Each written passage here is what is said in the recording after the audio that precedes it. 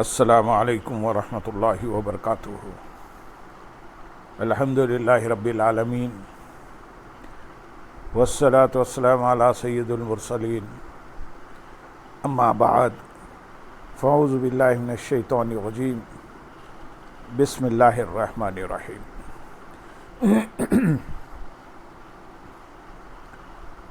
برادران عزیز و معزز خواتین، آج کی اس نشست میں سورۃ الفرقان کی آیت نمبر 9 سے آیت نمبر 16 تک تمام آیات کا ترجمہ و تفسیر پیش کرنے کی سعادت حاصل کی جائے گی۔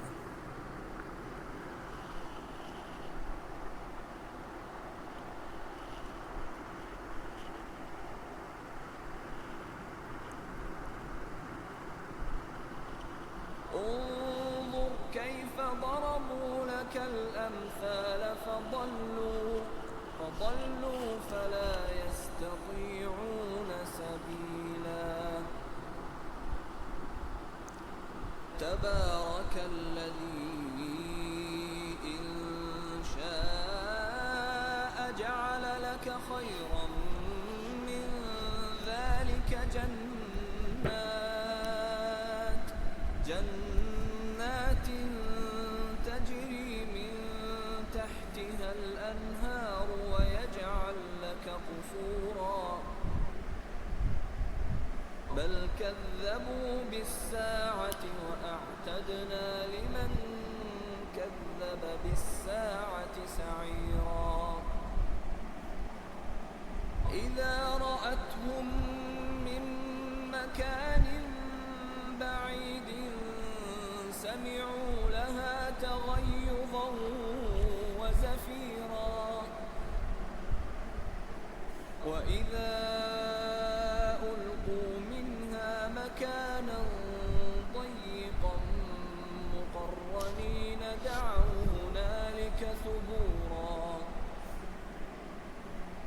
لا تدعوا اليوم ثبورا واحدا وادعوا ثبورا كثيرا قل أذلك خير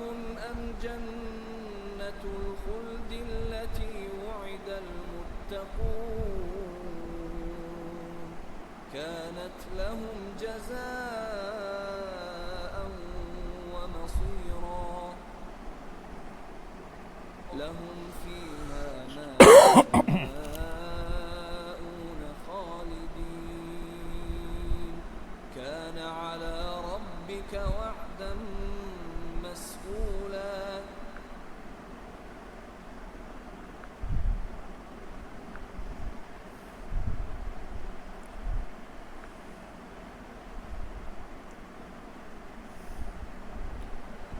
اے حبیب، دیکھو تمہارے لیے کیسی مثالیں بیان کر رہے ہیں، تو یہ گمراہ ہو گئے ہیں کہ اب انہیں کسی راہ کی طاقت نہیں۔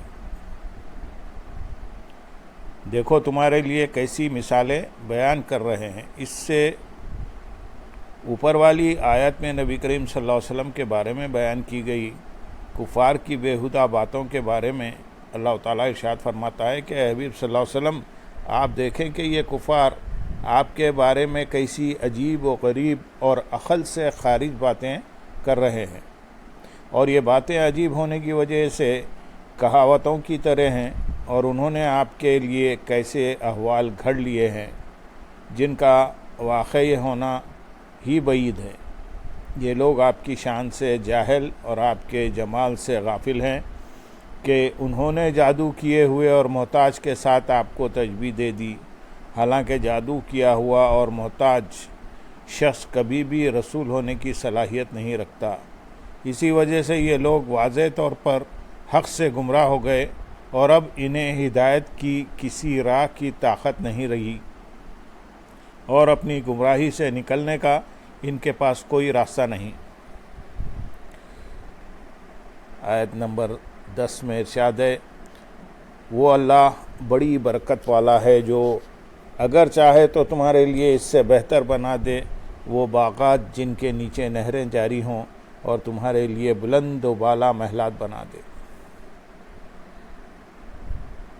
اس آیت کا معنی یہ ہے کہ اللہ تعالیٰ اس بات پر قادر ہے کہ وہ اگر چاہے تو اب اے حبیب صلی اللہ علیہ وسلم تمہارے لیے کافروں کے ان بیان کردہ خزانوں اور باغات سے بہتر چیزیں عطا فرما دے، اور دنیا میں ایسے باغات بنا دے جن کے نیچے نہریں جاری ہوں، اور تمہارے لیے بلند و بالا محلات بنا دیں۔ لیکن اللہ تعالیٰ چونکہ اپنی مشیت اور بندوں کی مصلحت کے مطابق ان کے معاملات کی تدبیر فرماتا ہے، اس لیے اس کے کام پر کسی کو اعتراض کا حق حاصل نہیں۔ اس آیت سے معلوم ہوا کہ اللہ تعالیٰ کی بارگاہ میں تاجدار رسالت صلی اللہ علیہ وسلم کا مقام کتنا بلند ہے کہ اللہ تعالیٰ چاہے تو آپ کو دنیا کی بڑی سے بڑی نعمتیں اور اعلیٰ سے اعلیٰ آسائش عطا فرما دے، لیکن اللہ تعالیٰ نے اپنے حبیب صلی اللہ علیہ وسلم کے لیے دنیا کی زیب و زینت اور اس کی آسائشوں کو پسند نہیں فرمایا، اور حضور پنور صلی اللہ علیہ وسلم نے بھی دنیا میں فخر کو ترجیح دی۔ اسی سلسلے میں یہاں ہم احادیث بیان کریں گے۔ حضرت ام سلیم رضی اللہ تعالیٰ عنہ فرماتی ہیں حضور اقدس صلی اللہ علیہ وسلم کی ایک زوجہ محترمہ کے حجرے میں تھی، اور نبی کریم صلی اللہ علیہ وسلم بھی اپنی زوجہ محترمہ کے پاس تھے کہ ایک شخص حاضر ہوا اور اس نے آپ سے حاجت مند ہونے کی شکایت کی۔ آپ نے اس سے ارشاد فرمایا تم صبر کرو، اللہ کی قسم محمد صلی اللہ علیہ وسلم کی آل کے پاس 7 دن سے کچھ نہیں ہے، اور ان کے گھروں میں 3 دن سے ہنڈیاں کے نیچے آگ نہیں جلائی گئی۔ اللہ کی قسم اگر میں اللہ تعالیٰ سے تہامہ کے پہاڑوں کو سونا بنا دینے کا سوال کروں تو وہ ان سب پہاڑوں کو ضرور سونا بنا دے گا۔ دوسری حدیث ام المومنین حضرت عائشہ صدیقہ رضی اللہ تعالیٰ عنہ فرماتی ہیں میں نے عرض کی یا رسول اللہ صلی اللہ علیہ وسلم کیا آپ اللہ تعالیٰ سے کھانا نہیں مانگتے کہ وہ آپ کو عطا کرے؟ آپ فرماتی ہیں کہ میں رسول اللہ صلی اللہ علیہ وسلم کی بھوک کو دیکھ کر رو پڑی تھی۔ حضور اکرم صلی اللہ علیہ وسلم نے ارشاد فرمایا اے عائشہ رضی اللہ تعالیٰ عنہ اس ذات کی قسم جس کے قبضے قدرت میں میری جان ہے، اگر میں اللہ تعالیٰ سے سوال کروں کہ وہ دنیا کے پہاڑوں کو سونے کا بنا کر میرے ساتھ چلائے تو میں زمین میں جہاں جاؤں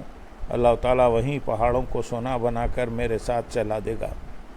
لیکن میں نے دنیا کی بھوک کو اس کے سیر ہونے پر، دنیا کے فخر کو اس کی مالداری پر، اور اس کے غم کو اس کی خوشی پر ترجیح دی ہے۔ اے عائشہ رضی اللہ تعالیٰ عنہ دنیا محمد صلی اللہ علیہ وسلم اور ان کی آل کے لیے مناسب نہیں۔ آیت نمبر 11 سے آیت نمبر 14 تک ارشاد ہے بلکہ انہوں نے قیامت کو جھٹلایا ہے اور ہم نے قیامت کو جھٹلانے والوں کے لیے بھڑکتی ہوئی آگ تیار کر رکھی ہے، جب وہ آگ انہیں دور کی جگہ سے دیکھے گی تو کافر اس کا جوش مارنا اور چنگاڑنا سنیں گے، اور جب انہیں اس آگ کی کسی تنگ جگہ میں زنجیروں میں جکڑ کر ڈالا جائے گا تو وہاں موت مانگیں گے، فرمایا جائے گا آج ایک موت نہ مانگو بہت سی موتیں مانگو۔ یعنی حبیب صلی اللہ علیہ وسلم ان کافروں نے آپ صلی اللہ علیہ وسلم کی شان میں گستاخیاں ہی نہیں کی بلکہ انہوں نے قیامت کو بھی جھٹلایا ہے، اور ہم نے قیامت کو جھٹلانے والوں کے لیے بھڑکتی ہوئی آگ تیار کر رکھی ہے، اور جب وہ آگ انہیں دور کی جگہ دیکھے گی، ارشاد فرمایا کہ جب وہ بھڑکتی ہوئی آگ انہیں دور کی جگہ سے دیکھے گی تو اس قدر جوش مارے گی کہ کافر اس کا جوش مارنا چنگاڑنا سنیں گے۔ دور کی جگہ سے مراد 1 برس کی راہ ہے، اور بعض مفسرین کے نزدیک 100 برس کی راہ مراد ہے، اور آگ کا دیکھنا کچھ بعید نہیں۔ اللہ تعالیٰ چاہے تو اس کو حیات، عقل اور دیکھنے کی صلاحیت عطا فرما دے۔ بعض مفسرین کے نزدیک اس سے جہنم میں معمور فرشتوں کا دیکھنا مراد ہے۔ اس آیت اور اس کے بعد والی آیت کا خلاصہ یہ ہے کہ جب ان کفار کو اس آگ کی کسی تنگ جگہ میں جو انتہائی کرب و بے چینی پیدا کرنے والی ہو زنجیروں میں جکڑ کر اس طرح ڈالا جائے گا کہ ان کے ہاتھ گردنوں سے ملا کر باندھ دیے گئے ہوں، یا اس طرح کہ ہر کافر اپنے اپنے شیطان کے ساتھ زنجیروں میں جکڑا ہوا ہو، تو وہ وہاں موت مانگیں گے اور ہائے اے موت آجا کا شور مچائیں گے، اور اس وقت ان سے فرمایا جائے گا آج ایک موت نہ مانگو اور بہت سی موتیں مانگو، کیونکہ تم طرح طرح کے عذابوں میں مبتلا کیے جاؤ گے۔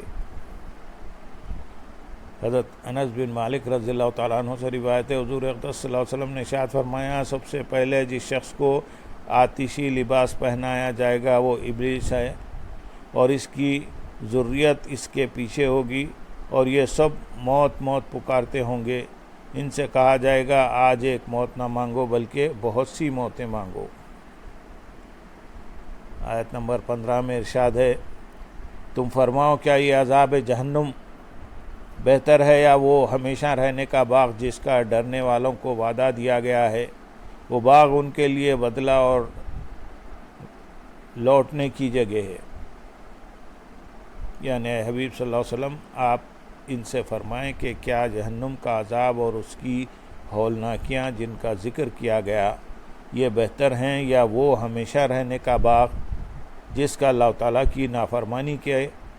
عذاب سے ڈرنے والوں کو وعدہ دیا گیا ہے؟ وہ باغ اللہ تعالیٰ کے علم میں اور اس کے کرم کے مطابق ان کے لیے اعمال کا بدلہ اور جگہ ہے جس کی طرف یہ لوٹ کر جائیں گے۔ آیت نمبر 16 میں ارشاد ہے، جنتیوں کے لیے جنت میں ہر وہ چیز ہوگی جو وہ چاہیں گے، وہاں ہمیشہ رہیں گے، یہ تمہارے رب کی ذمہ کرم پر مانگا ہوا وعدہ ہے۔ یعنی جنتیوں کے لیے جنت میں ان کے مرتبے کے مطابق ہر وہ نعمت اور لذت ہوگی جو وہ چاہیں گے، اور وہ جنت میں ہمیشہ رہیں گے۔ یہ تمہارے رب کے ذمہ کرم پر مانگا ہوا وعدہ ہے۔ مانگے ہوئے وعدے سے مراد یہ ہے کہ وہ وعدہ مانگنے کے لائق ہے، یا اس سے مراد وہ وعدہ ہے جو مومنین نے دنیا میں یہ عرض کر کے مانگا، ربنا آتنا فی الدنیا حسنۃ وفی الآخرۃ حسنہ، یعنی اے ہمارے رب ہمیں دنیا میں بھلائی عطا فرما اور ہمیں آخرت میں بھی بھلائی عطا فرما، یا یہ عرض کر کے مانگا، ربنا آتنا ما وعدتنا علی رسلک، یعنی اے ہمارے رب اور ہمیں وہ سب عطا فرما جس کا تو نے اپنے رسولوں کے ذریعے ہم سے وعدہ فرمایا ہے۔ اللہم صلی علی سیدنا محمد وعلی آل سیدنا محمد وبارک وسلم، وآخر دعوانا الحمد للہ رب العالمین۔